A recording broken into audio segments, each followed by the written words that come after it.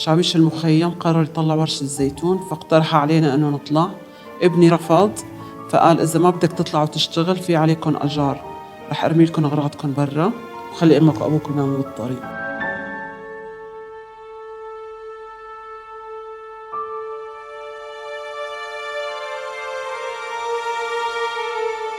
هو هاي الشغلة حلوة إنه حامل مخيم، بس هو كتير ثقيل، بيتدخل بخصوصيات العالم.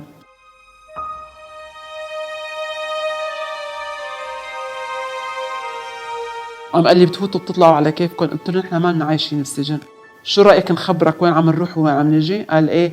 قلت له شو رأيك ناخذ الإذن ونوقع لك على الفوتة وعلى الطلعة؟ قال لي ايه. قلت له ليش مين أنت؟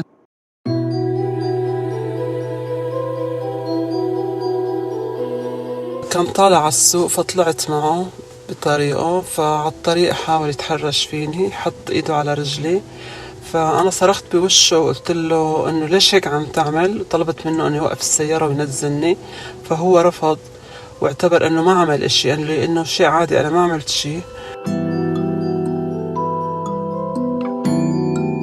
وما قدرت أحكي بهالشي خوفي على ابني، يعني هالشي ضل حسرة بقلبي، أنا انقهرت من هالشي بس ما قدرت أصرح فيه لأنه ابني ما حيستوعب.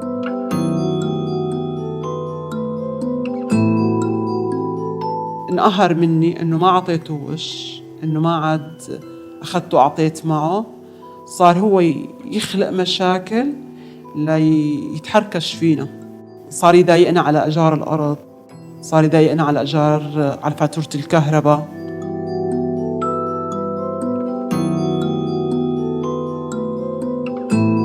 يعني أنا طلعت بوقت يعني كنت متضايقة وما لازم أطلع فيه، لأن متضايقة على المصاري، ووضعي ما كان وقته إنه أطلع.